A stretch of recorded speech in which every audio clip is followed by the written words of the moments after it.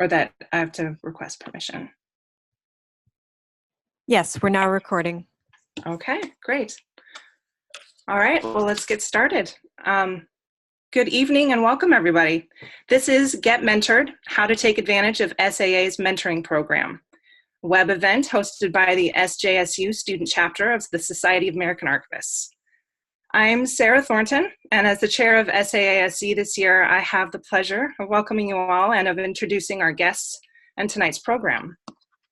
Before we begin, I just want to acknowledge and thank our vice chair, Courtney Hopkins, who, for all of her excellent work in organizing this event for us. Thank you so much, Courtney. I'm very excited about tonight personally because I've been interested in learning more about the mentoring program since I found out that SAA offered this opportunity to students and new professionals. It looks like such a great way to get connected with a professional in the field. But honestly, if I'm being honest, I've also been a little intimidated by the idea of getting involved. So I'm very excited to learn more about it here tonight. So to begin, I'm just going to really quickly share our order of events for tonight and give you a brief introduction to each of our speakers. First, we're going to hear from Alison Clemens, who is the Assistant Head of Arrangement and Description of Manuscripts and Archives at Yale University, and she is also the co-chair of the Mentoring Program, it's a subcommittee of the membership committee of SAA. And she's going to talk to us a little bit about the mentoring program in general, how it works, how you get involved, other aspects of the program that we might need to know about. And we also have with us Jennifer Motzko. She is also co-chair of the mentoring program, as well as the Digital Scholarship and Preservation Archivist and department head at University of Wisconsin-Whitewater. Next up, we will hear from Stephanie Hayden, who is a current SJSU student. She's expecting to graduate soon in the fall of 2019, and she's going to talk to us about her experience as a protege in the program. After that, we're going to hear from Teresa Berger and Lisa Mix. Teresa is a current student, SJSU student, and protege, and she is also the Digital Services Archivist at California Revealed, and she is SAASC's former secretary. So welcome, Teresa. And Lisa Mix is her mentor. She's a senior archivist at Weill Cornell Medicine, and they're going to discuss their experience as mentor and protege in the program together. And finally, we'll hear from Jacqueline Zepnik and Michael Zaidman, another protege mentor pair. Jacqueline is also a former SJSU student, graduated in May of 2018 with the advanced degree in digital asset management. She's an intern at the Los Angeles County Museum of Art in their archives department, which sounds really exciting. We just visited there recently, so that's kind of neat. Michael Zaidman, her mentor, is a senior corporate archivist at JM Family Enterprises. And welcome, everyone. Thank you so much for being willing to speak with us tonight. I really appreciate it. So one more thing before we get started, there will be an opportunity for our guests to answer questions, but in order to conserve time, we'll just have one Q&A session at the very end of the program. And we're going to be taking questions via the chat box. If you're new to Zoom, there should be a chat down at in the menu on the bottom of your screen or wherever you have your Zoom menu. If you click on that, you should be able to open up your chat box so you can input questions as we go. Feel free to submit questions anytime during the presentations. Our secretary, Annabelle Rosen, is here with us, and she'll be monitoring the chat box and collecting your questions. So she'll guide us through the Q&A session at the end. And if you'd like to address a question to a particular guest, just make sure and include their name in that question so we know who you're asking that to. Okay, so we're going to get started. Our first up, we have Alison Clemens, and we're just going to take one moment to switch over screens. I'm going to stop sharing now, and so that Alison can share her screen and her slides. Okay. Can y'all see that? I can see it. It looks good. Great. Okay. I'm going to try to get out of the thumbnail video here. Okay, great. So as was just mentioned, I am Alison Clemens. I'm the co-chair along with Jennifer of the SAA mentoring program.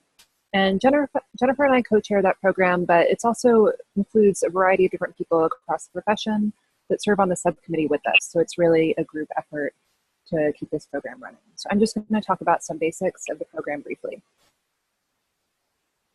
So the mentoring program is managed by the SAA membership committee's mentoring subcommittee, like I just mentioned. And we've had over 600 proteges and mentors participate in the program. And that includes approximately 150 participants this year.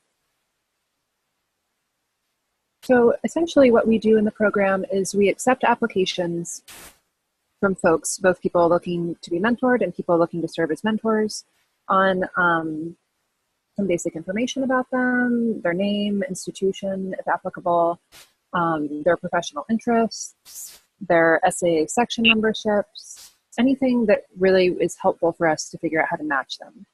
And we conduct those matches based on professional interests, location, if requested, and other stated protege needs. So we really rely on people to tell us what they need out of the mentoring relationship. And we do, like I just mentioned, we do sometimes match people based on location, although that can be a little bit harder to do and can take a little bit longer. I think it can be really rewarding if folks feel like they really want to mentor within a specific area, like geographical area, to be able to meet up with a person in person. And so those matches, once they're in place, last for 1 calendar year. So on our end, the mentoring subcommittee members publicize the program. So you may have seen calls go out to participate in the program. We send out those. We also monitor the application form that I'll show you in a little bit and conduct the matches, like I mentioned. And then we're also really the first point of contact outside of the mentoring relationship if any issues arise. So for example, you know, we've had cases come up where someone accidentally entered their email address wrong, and the person wasn't able to get in touch with their match. Just like any kind of things that might come up along the way, we're really the first point of contact outside the match to help address them. So there are a few benefits of the mentoring program, and I think that I'll just go through these briefly because I hope that's a lot of what we'll be talking about later this evening as we hear from the actual participants in the program. But really our goal for the program is to bring together members with shared professional interests and provide networking opportunities to them. We also want to cultivate career development and communication between members with areas of expertise and members who want to build their knowledge within those areas. So for example, applicants to the program will often say things like, I'm really interested in digital preservation, I want to learn more about it.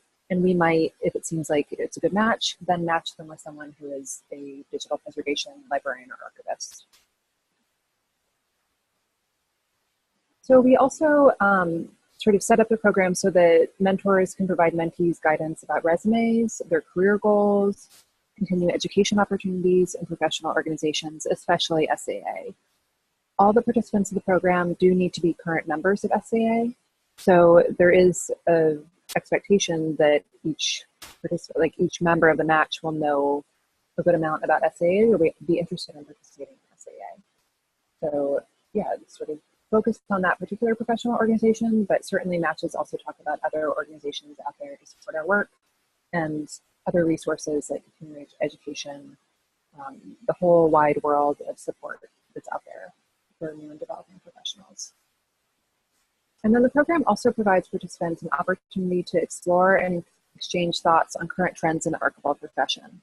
So, you know, I think some of this is, in the past, I've been both a protege and a mentor. I think some of this is sort of like asking for advice or asking for thoughts on the resume or asking about what workshops one should take, that kind of thing. But, you know, conversation also often involves things like, oh, I heard about this thing that happened in the profession, or I read this article that I found really interesting, or, you know, I've been thinking about this aspect of archival work and I've been wondering X, Y, and Z. It's just really an opportunity to build a dialogue about the things that people are interested in. So I'll begin to close up by just sort of linking to our application form. It's online on the SAA website, and you are very welcome to apply, and we would be happy to facilitate a match for you. that's about it. So thank you so much for letting me present this evening. And like was mentioned at the beginning of the presentation, we're happy to answer questions at the end of the webinar.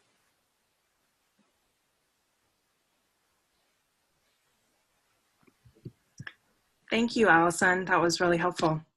I'm going to switch back over to my screen here. So next up, we have Jennifer Motzko. Yes. Hi, Jennifer. Hi. So I guess I'm going to talk a little bit about being a mentor.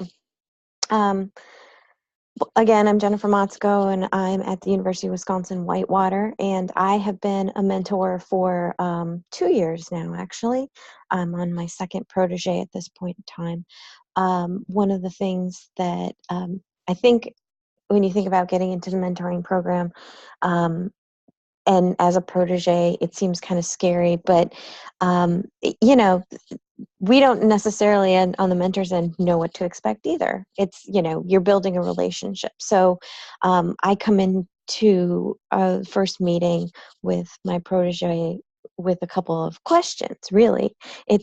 We like, you know, need to get to know each other, and we need to get to know what my protege wants to, you know, work on. What are the goals for that year? My past protege was in a temporary position and wanted to know more about, you know, applying and how to get into a more, you know, permanent place, and what kind of skills would get her there. Also working on publishing and thinking about where to publish and ideas for publishing and thinking about things like that. And so like I said, I kind of go into our first meeting thinking about how we just really want to build this relationship, but also set goals for the year, set goals on what we really want to accomplish. Because sometimes it's kind of like, hey, how you doing? Hey, what are you doing? And I've heard mentors or mentees, you know, say they haven't gotten anything out of the relationship, and I think that's one of the advice that I would give you is. Have ideas about what you want, what your goals, and don't be afraid to share them. As far as, you know, I need help with my resume. I want to be this particular type of archivist. How do I get a job doing this? How do I get more experience? How do I get more education? You know, what do you think about this? Or I've also, you know, given, it's just been a sounding board. My previous protege was also a loan arranger.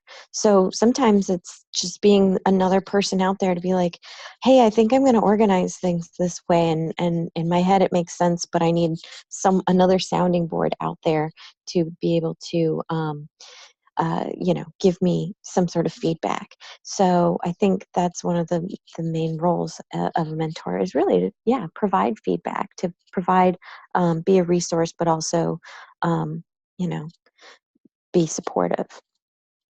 And I think, you know, that it's one of those things that if you have a really good relationship, that it can last even longer than a year. I think it's also part of the mentor, you know, I see it as my responsibility to check in periodically if I don't hear from my mentee, just be like, hey, what's going on? But again, as the mentee, to have specific things and not be afraid to go, I really need this right at this moment, or I'll be good for another month or two and I'll check back in with you. But it's like any relationship, you need to kind of grow and build it. So I think that's most of what I had to share.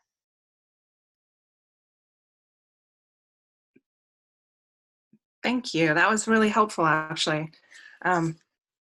Next up, we're going to hear from Stephanie Hayden, who, if I can advance my slide here.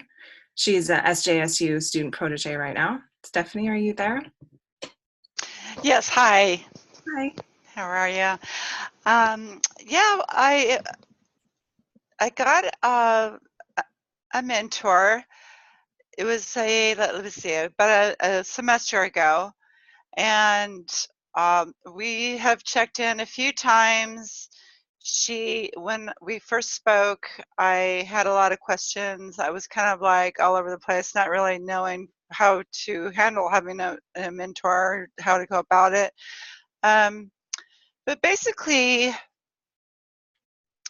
our first meeting, she really gave me a lot of guidance regarding, because I knew which way I wanted to take my scholastic career as far as my my pathway, but she kind of gave me a more clear idea of what classes to take, and what could be beneficial as an archivist or working in a museum, in preservation or conservation. And so I actually changed some of my classes because of that. And I've been taking programming classes, which is, you know, it was quite frightening at first, thinking that I would be doing computer programming, but it's really worked out. I'm doing really well in the classes, and I've been developing my resume towards, because I've been in the law profession for 15 years, like over 10 years, but it's been about 13 years, and working as a paralegal. So this is going to be like a total career change. And so I have to alter my entire resume to reflect what I am going to be doing, and looking for internships. So I'll be interested in what Jacqueline has to say about getting her internship. And, you know, and I kind of sound like our mentor who we just spoke with. I'm sorry, I'm looking for, is it Alison or that just spoke? Jennifer. Jennifer, yeah, thank you. Like using her as a sounding board, like, oh, I got turned down the first couple internships, and she's like, well, how many have you applied to? And I was like, oh, like, you know, 3. She goes, well, you need to apply to like 30 or 40. She goes, you can't just apply to 2 or 3 and expect results right away. You need to, you know, really go at it, you know, and make sure that your resume reflects what you're going after. So I work towards goals that we speak about during our meetings. We have Zoom meetings. And so I try and get, like I took 3 summer classes, which is just insane, but I got through it pretty well. And yeah, so using that advice I get from her is really helpful, has been really helpful, and in like making things clear about which way I'm headed, not just straight into a library setting, because I'm more interested in special collections, archiving, you know, museum, or historical societies, type of, you know, job in the future. But I really want to do an internship or 2 to get my feet wet, so to speak. So I've been working on that. It's been helpful to me, and so it does put your mind at ease, because she told me her background and how she got into archiving, and it's just such a great story. And she has also a lot of experience in leadership. So she's giving me some places that I can learn leadership skills and other things that, you know, normally I wouldn't just say, oh, I need to go take some leadership, you know, classes and things like that. But I mean, I know we have management classes and other things, but yeah, continuing education and things like that. So it's been a really great experience with her. Are y'all there? I'm not seeing my chatting here. Oh, there it is. We're here. I think everyone's just on mute. Yeah, Oh, we're okay. on mute. Sorry about that. That's okay. Oh, actually, this is actually really helpful, Stephanie, to hear about your experience, because as students, I think a lot of our information right now is all very academic. So to hear how your mentor has been able to kind of give you very, very practical next step advice about internships and that sort of thing, that's really interesting. So thank you. Right, because I started out, I was taking 1 or 2 classes each semester, and then I just thought I need to get, Mm-hmm. a roll on this, or this is just going to be taking forever. Mm-hmm. And it's hard to know how to do it all on your own. So yeah, it's which things are most beneficial. Yeah, and just kind of Mm-hmm. grabbing classes here and there. And do I want to just go work as a reference desk, or where do I, you know what I mean? Mm-hmm. So I'm really trying to focus and where I'm going, where I'm heading. And yeah, I'm kind of reinventing my whole basically career here. And it's pretty scary. So I thought, oh, I need a mentor, So she's worked out, we've only had a few meetings, but they're very, very strong as far as information. And yeah, I've enjoyed her advice and her story of how she got there and everything. So it's been a great experience so far. Good. That's great. That's great to hear. That's kind of what we want to hear about, is the good experiences. I'm going to go ahead and pass this along to hopefully another pair who will have stories about a good experience, Teresa Berger and Lisa Mix. You guys. Yep. Hi. Can you guys hear me? Yes, we can hear you. Great. Thanks. Yeah, thanks everyone. Thanks Stephanie for sharing, and thanks SAASC for inviting me back. I'm really happy to be talking with you guys. So just to kind of reinforce what Alison and Jennifer and Stephanie have been saying, I approach this definitely from a student's perspective. I, as a student, can't really afford to attend conferences at the moment, but I really wanted to be able to network and, get to know people in the field. So I was really excited by the idea of getting to have a mentor. So that was kind of my first line of thinking in wanting to do this program. But as I thought more about where I wanted to head in archives, I thought maybe I wanted to learn more about management and leadership and what that meant in the archives field, and kind of what better way to learn that from someone practicing in that. So that kind of served as my first introduction, or my second line of thinking at least. And that's kind of how I got paired up with Lisa, I think. And it's been just a great experience all around.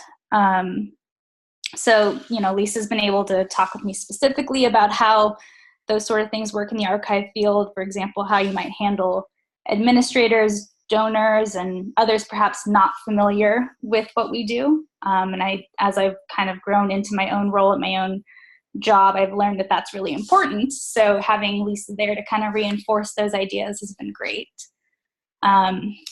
Lisa's also been able to talk with me about resumes, interviews, how that works in both an academic setting and a non-academic setting. So just a lot of different ideas as I kind of move forward with my career and think about where I want to end up ultimately as an archivist.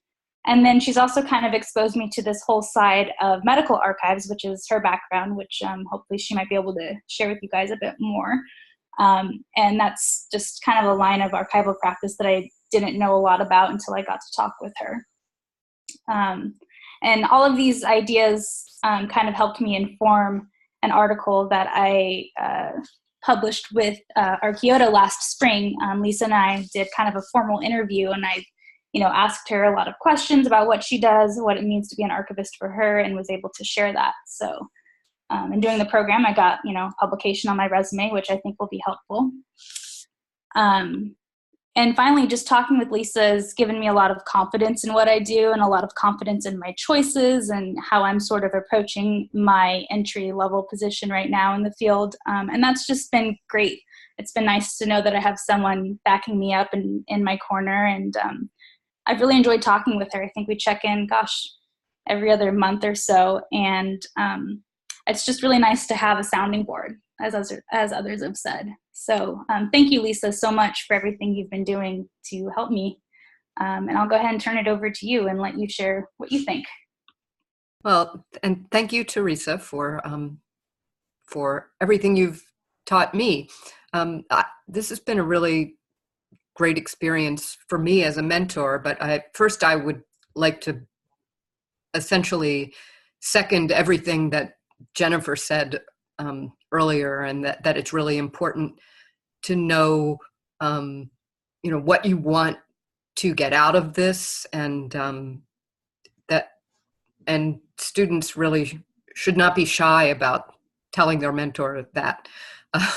But even though it may seem daunting, but it's not really. We don't bite. That's why we're in this program. People who are mentors are in this program because we want to be mentors.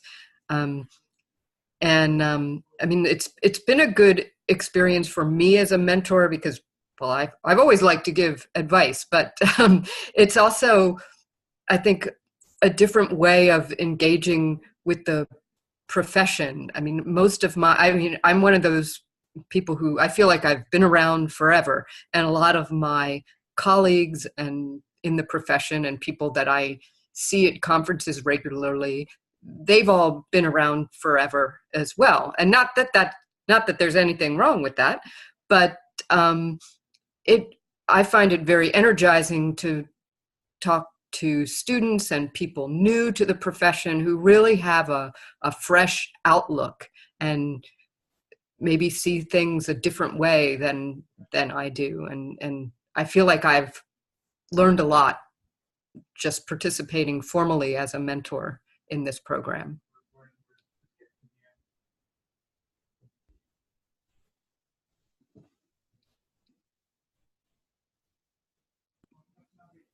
All right, thank you. Thank you, guys. We're going to move on to Jacqueline Zepnick and Michael Zaidman. Advance here. Are you guys there? Hi, yes. Yay. I guess I'll start. So I just graduated in May, and it was my last course in my final semester, and I needed to do volunteer somewhere or get an internship, and that didn't work out. But the reason why I wanted a mentor was I thought maybe the mentor could help me get an internship or give me advice on that.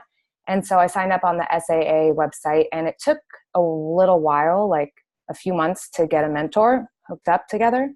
But Michael has helped me so much, and I'm really glad that it took those few months for them to pair us up, because it worked out really well. And I think it's amazing that people like Michael, who are working full time and have family and a life, that they take the time to actually help students who want to break into the archival world. And I think that aside from helping me with jobs, I can email him jobs that I'm interested in, and he'll review my cover letter and give me advice. For example, I didn't know that SAA has a list of everyone who's a member that includes their contact information. So if I want to apply for a job, he gave me the idea hey, why don't you do a search to see who works at the California Historical Society, who's a member of SAA, so I could reach out to them personally, which was really helpful. And what really helped me the most was he kind of, he didn't push me, but he suggested that I go to the SAA annual conference. And I didn't even consider doing that because I live in California, and this year it was in Washington, D.C., but I decided I would go, and I went, and that conference it kind of rocked my world and made me want to be an archivist even more. And I got to meet one-on-one with him. He's in Florida and I'm in California. So we met at the conference in DC, and he had lunch with me and he introduced me to people, and it really helped and motivated me. And he's the reason why I got my internship at LACMA, which is turning out to be really cool and great on my resume. It's unpaid, which is a bummer, but that's fine. So he told me that I should join the California Society of Archivists. So I did. And then I researched all the heads of their different committees and LinkedIn them personally, like sent them an email and asked if they needed any like volunteer work. And I was lucky because the head archivist at LACMA emailed me back, and we both also got our undergrad at the same university. So maybe that helped, but she emailed me back, and now that's how I got my internship. And it's technically volunteering, but I can call it an internship, which is awesome. And I'm doing, they digitized 2 art collections, and I'm doing the metadata, like ingesting metadata for those 2 collections. But also I get to see the archive at LACMA and see what she does on a day-to-day basis. And it's a really great experience. And I would never have done that if it weren't for Michael. So yeah, I think every student who wants to be an archivist should definitely do this mentor program. It really helped a lot. And I'll hand it over to Michael now. Wow, that's awesome. Yeah, I've been a mentor for a number of years, and I have to say experiences are up and down. It's up to the intern the mentee to take advantage of the opportunity. Certainly I've had other mentees that just aren't as aggressive as Jacqueline, so maybe not as much success would take place. But for the most part, as long as they're willing to try, and I'm certainly willing to help, then it works out. I'd have to say the mentor program, it's not really, I think a lot of students or just young professionals in general, they want a mentor that's local, which would be great. But this program is it's national or even international. So, but with email and Zoom and everything that you have available, it's not necessary to check off that you want a local mentor. So that's just one thing to consider. And then, just everybody was in your shoes at one time. So we know how hard it is to get a job, how hard it is to get an internship, how nervous you are and so forth to meet people and network and so forth. But it is a little bit of a process to get in the door sometimes. But I'm always telling people to network, even in your local community. If you're in whatever state, join the local, regional, state organizations and network, go to the meetings. I'm sure they have student rates for a lot of things. So I would say, just suggest get your feet wet in your local area and just go from there. But most of the time with the mentees, it's usually the conversations. I know the program's only a year, but out of all the relationships that I've had with this program, I try to keep the relationship going even after the year ends. So just set a reminder in my calendar every quarter just to email and just check in and just see how everyone's, how they're doing and so forth. And then, sometimes people will respond and other times people won't respond, but I don't want them to forget about the opportunities that are there. And SAA is a great organization. They have so much to offer, newsletters and educational programs that they're working for us. I mean, that's our membership where they're there for us. So if you need help, call SAA, and they're happy to help you out, give you ideas, suggestions. Everybody wants to see you succeed. Nobody in this organization, in the industry of archiving, nobody wants to see you fail. Everybody wants to see you be a success. And if, we could help in any way, then that's what we're trying to do. That's it. Wow, thank you, Michael. That was actually, I really appreciate hearing that kind of encouragement, because it's sometimes being a student, especially in an online program like this, it tends to be very, very hard to think about networking the way that we're told we should be doing. So thinking about reaching out into our local community and the sense of being encouraged by our fellow archivists, and that's really helpful. So thank you very much. Sure. And just one other, I would definitely, wherever you are, I would just check your local historical society, call them up and say, you want to be an archivist, you can help them out, volunteer. For the most part, a lot of local places, they can't afford anybody, but they'll take free help for most of the time. So just give it a shot. Yeah, that's good advice. I know that's the case here in my town. It's not necessarily a small town, but our historical society is very small, and so there's a lot of work to be done, and not a lot of people to do the kind of work that needs to be done. So it is it's a good place to reach out and find people who are wanting students, people learning how to do this work. So okay, I think if we're ready to move on, if we have questions, I think that's kind of the next, that's what we kind of want to move to next. So I'm going to hand it over to Annabelle and let her kind of facilitate questions if we've had. Yeah, definitely. So we do have a few questions.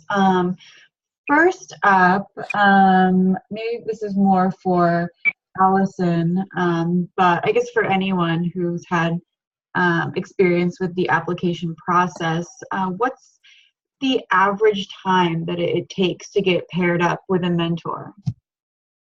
Yeah, that's a great question. Unfortunately, I can't really give a super specific answer because it does depend so much on what folks need for the match.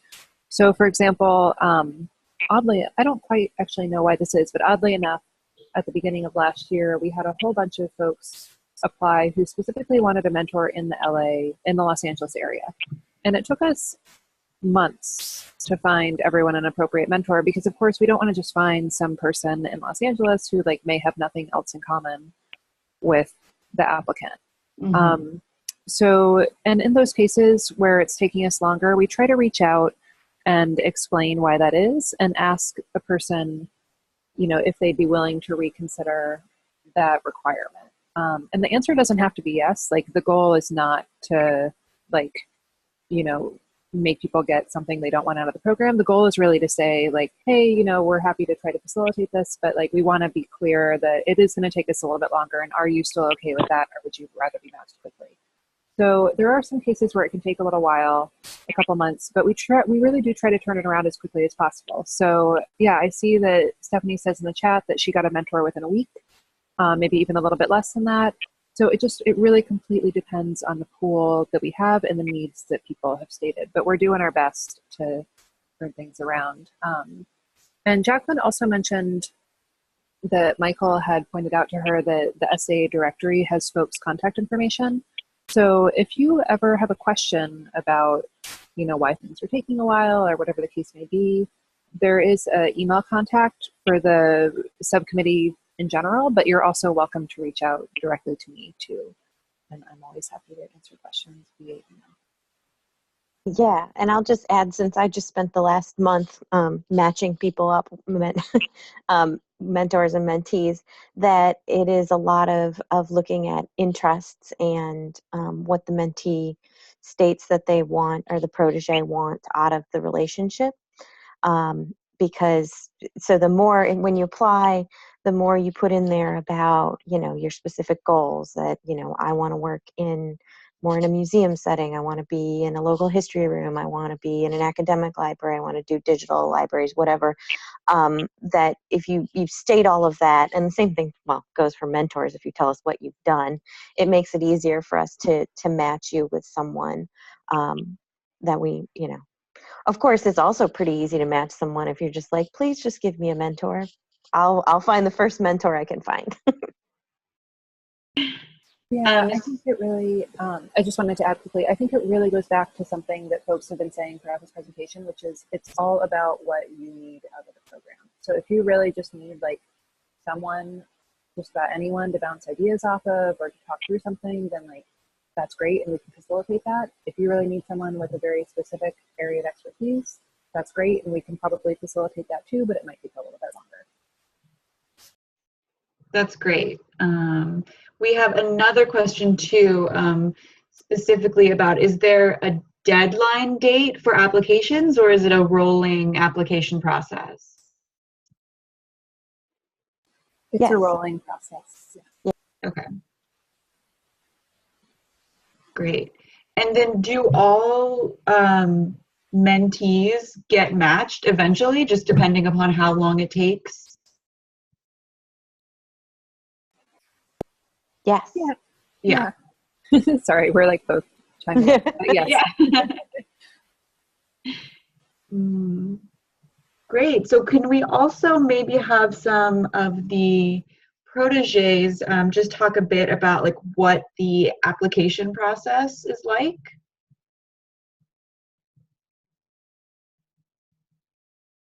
Hi, it's Jacqueline. Just really quickly, it's really easy. It's not like applying for college or something. It's like just like signing up for an email newsletter or something and answering a few questions. It takes a few minutes. It's not very hard at all.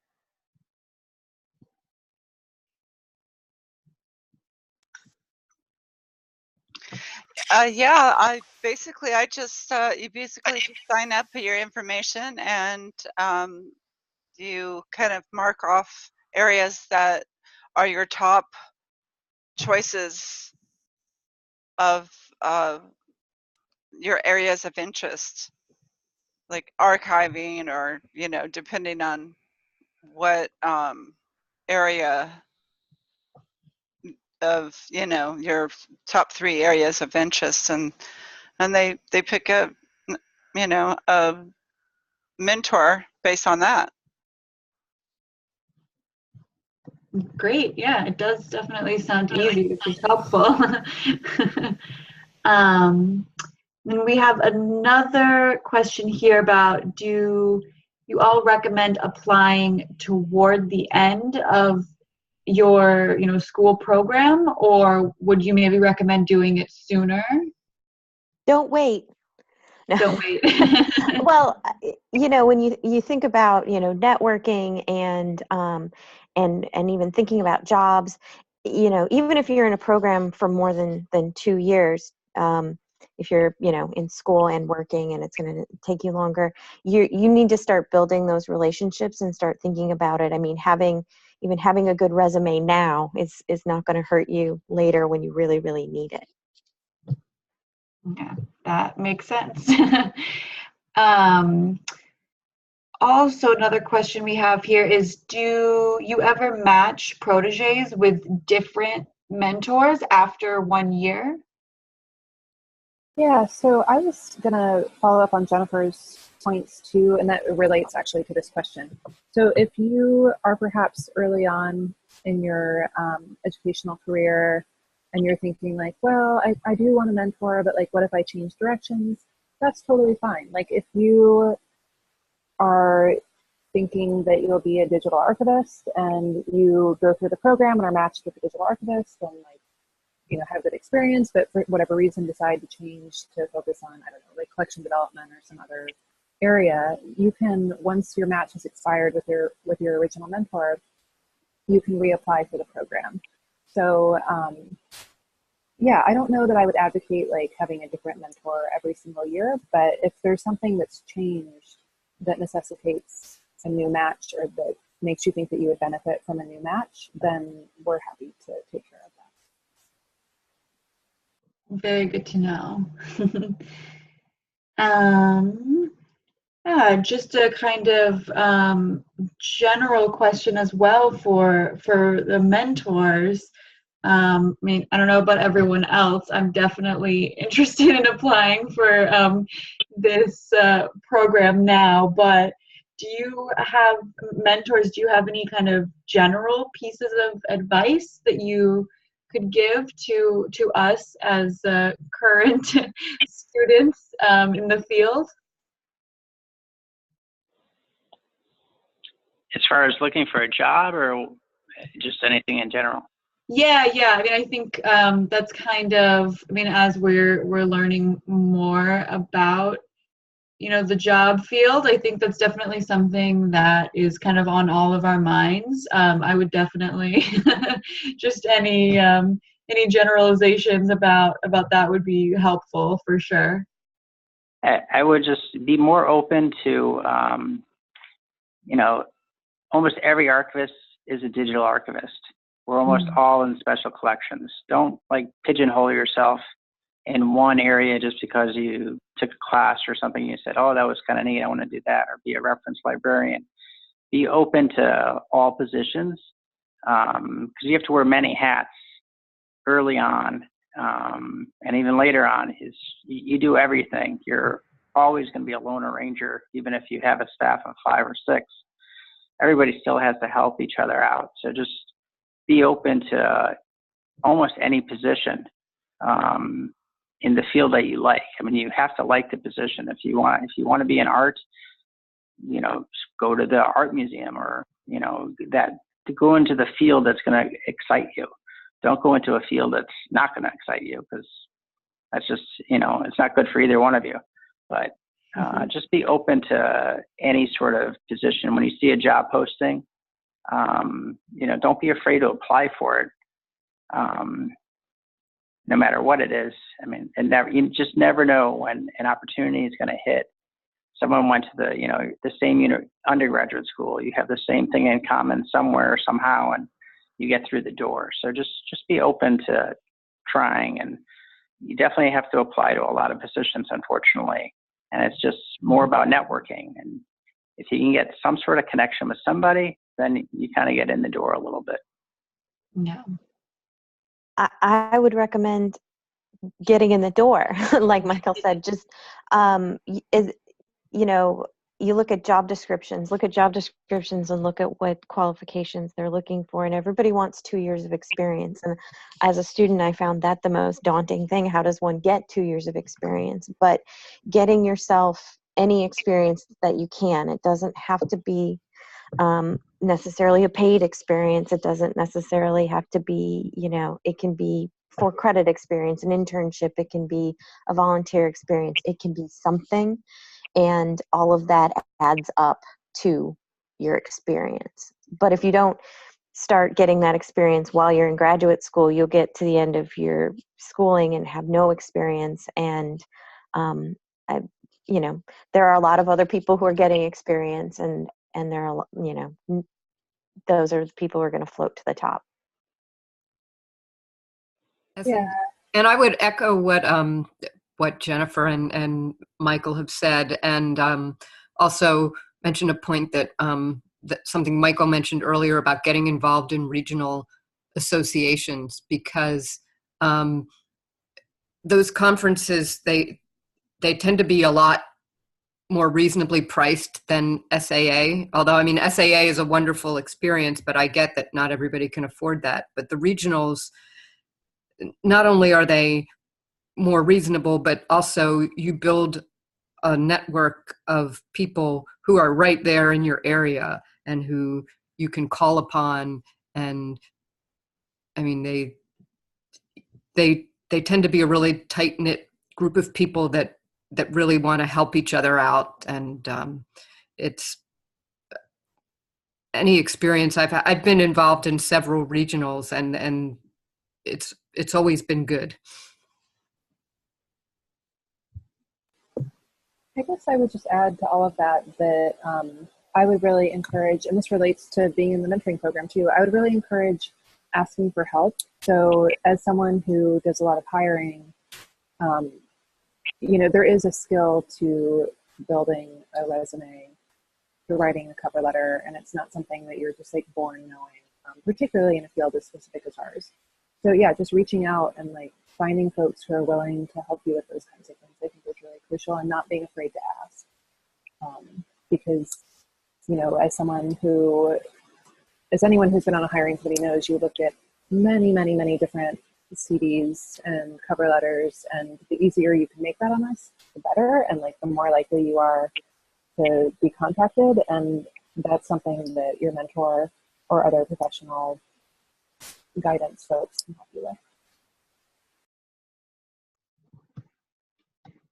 Great. And does anyone have any, like, besides the conferences that you were, the regional groups that you were talking about, are there any other different types of networking that anyone would recommend?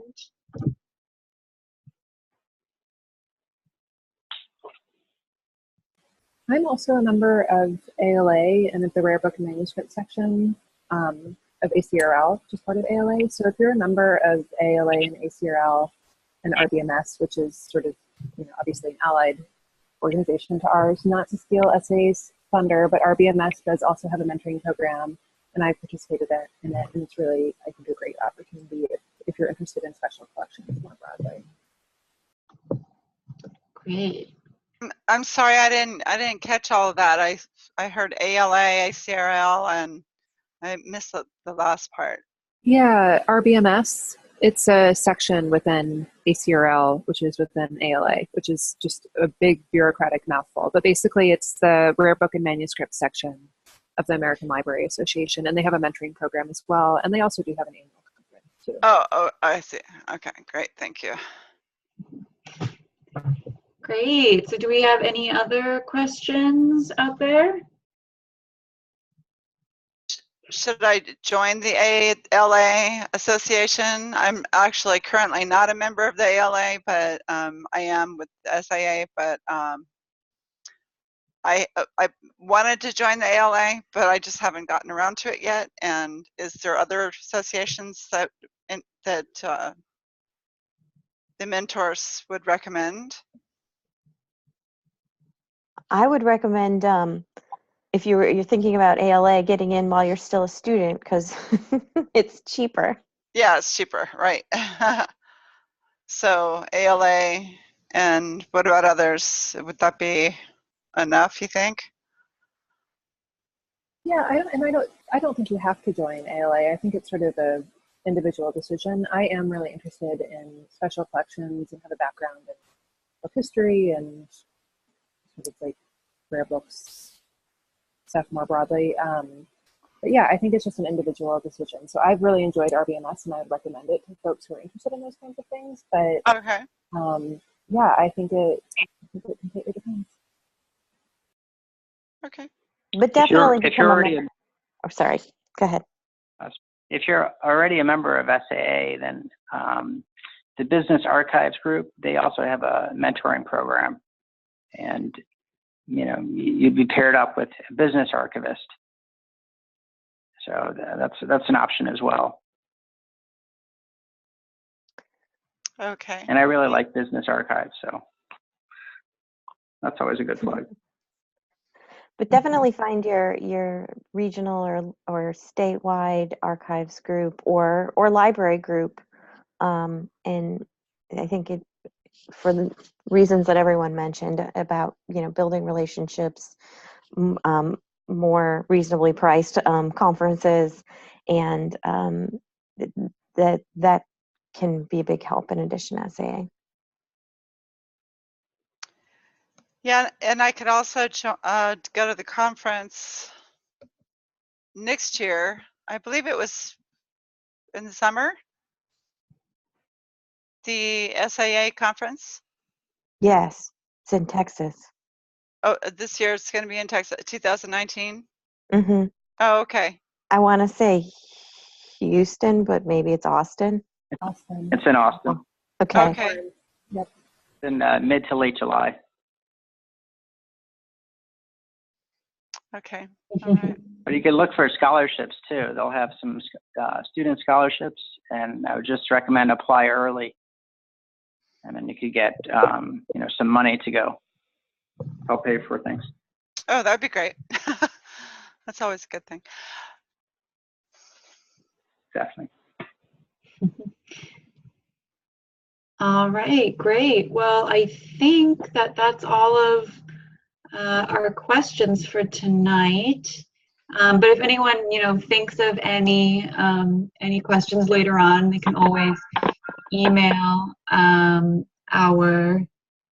us, and we can put you in contact with someone if you have a specific question for them. Yes, definitely. If there are any other questions that you guys think of later, my brain always tends to kind of seize up in the middle of things, and I think of 1,000 questions I should have asked. So if you guys have any other questions, just get in touch with us, and we will get in touch with our panelists from tonight, and we'll get answers for you guys, definitely. So as we're finishing up here, I just want to say thank you again to our guests. Thank you so much for coming on and talking with us tonight. I know it's quite late for some of you. It's really been helpful hearing about the program and all of your experiences with it. I know it's encouraged me. I was on thinking, yes, I would like to do this program, but now I really feel convinced that it's definitely a must-do kind of thing for me, especially. So I appreciate all of your guys' input. For everybody wanting to learn more about SAASC, or our student chapter, or about SAA, especially membership in SAA and some of the benefits that you get from membership in our parent organization, Society of American Archivists. You can go to their website, and I have a link here to the website. You can also go to our website, our student chapter's website on Weebly, and we have a page there that has some information about being a member in our student chapter, but also being a member in SAA, and some of the benefits that are there for that too. In addition to this mentoring program, there are other definite benefits to being involved in SAA. So I encourage you to go find that information. And if you need any additional information, please just contact us, SJSU SAASC @gmail.com. We're also on Facebook, and we're on Twitter. So I'm pretty sure you guys know about that. You probably heard about this event through our social media or from our Canvas group. So again, thank you so much for joining us tonight. And as the semester is winding down, I hope you all have a great final few weeks of your classes. And I think this concludes our program. So thank you. Well, great. Thank you very much for all the great information. Have a good night. Thank you. Thanks, everyone. Have a good night. Good night, everyone. All right.